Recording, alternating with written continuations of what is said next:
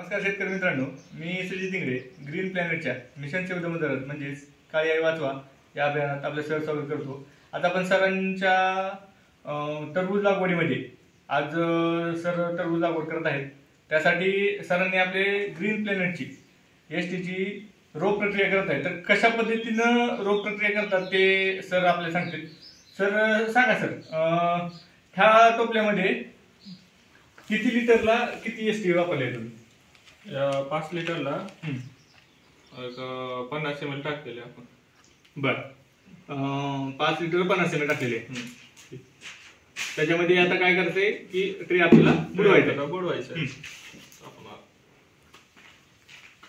शेतकरी मित्रांनो, आपण होऊ शकताय की एक डायरेक्ट आपण ट्रे एसटीच्या पाण्यातून बुडवून काढत आहोत.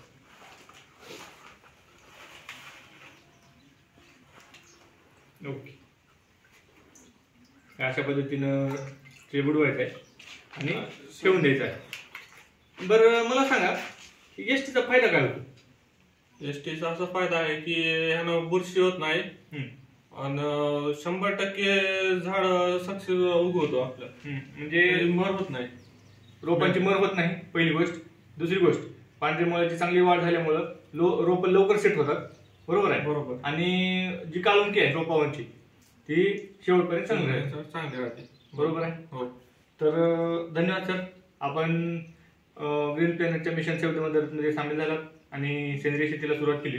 त्याबद्दल ग्रीन प्लॅनेट कंपनीतर्फे मी आपलं सहर्ष आभार व्यक्त करतो. आणि आपला हा अनुभव जाणून घेऊन इतरही शेतकरी जे आहेत, जे 100% आज रासायनिकवर आहेत, ते हळूहळू का होईना आपण ऑर्गॅनिककडे वळतील असा विश्वास व्यक्त करतो आणि इथेच थांबतो. धन्यवाद.